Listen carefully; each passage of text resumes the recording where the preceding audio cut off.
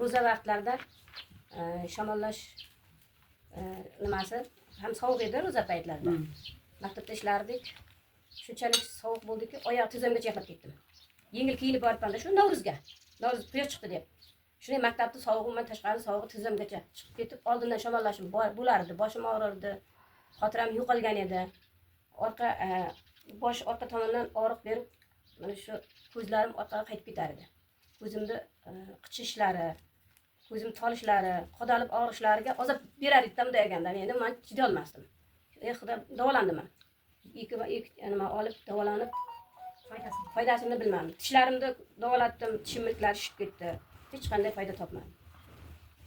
Shu ro'za vaqtida shamollash bo'lgandan keyin yo'talib, shunchalar qiynalib yotdim, Jangil deganim to'satdan telefon qilib qoldi. Men telefon qildim, ikkalamiz gaplashib, qandaysan, men shunday yotibman dedim, seni davolayman dedi deganim.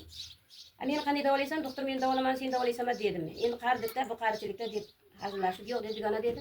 O'zi holimga bo'lsa ham bor, sen shunday bir achka olganman, achka bor dedi, patak bor dedi, oyoqqa nima qiladigan. Meditsinskiy hammasi sizni davolaydi dedi.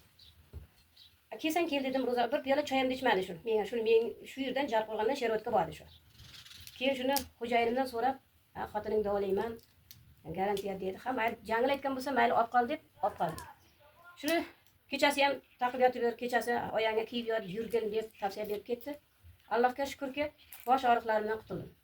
Ko'zlarim xiralashi hozir ham bor, lekin oldingidan yaxshiman. Og'riqlar yo'qoldi. Peshonalarim, jaqlarim, quloqlarim umuman aytib bo'lmaydigan darajada boshim og'riq kuchli edi. Qoldi. Hozircha yaxshi. Xuddi onadan yangi tug'ilgandek bo'lib yuribman. Og'rig'im yo'q. Necha oy bo'ldi? 3 oylar bo'ldi. 3 oylar bo'ldi. Mart oyida, mart oyida sovuq edi. Keyin oyog'imga patak davolaydigan patak oti nima edi? Oltin patak. Oltin patak degani bor ekan, uni ham kiyib yurib tayinlab ketdi. Oyoq, qo'llarim, bug'larim ishlamasdi. Orqa tomon oldimdan butun organizm ko'krak qafaslarimgacha og'riq berardi. Og'rig'iga chiday olmasdim deganda. Shu deganimning boriga shukr, dunyo turgancha tursin. Endi kimga qanday bilmayman. Men shundan foydalandim. Deganim uzoq vaqtlar davomida davolanishga tavsiya qildi. Ishonib, deganim uchun ishonib olib, kam bo'lganim yo'q. Vedaning achkasidan oltin patagi. Ha, ham achkani ham oldim, ham o'sha oltin patagini ham olib davolanib, hozir juda yaxshi. O'g'lim ham sal belim degan uchun o'zimdan taqmagan kunlarimni taq deb unga ulam tuyam yengil, yaxshiman deb, yaxshi taassurotlarni qoldiryapti. Yaxshi bo'lgan bo'lsang, o'g'lim sen ham taqib yur deb aytib, hozir yaxshiman. Hammaga tavsiya. Yana bir deganimga ham tavsiya qilib majburlab oldirdik.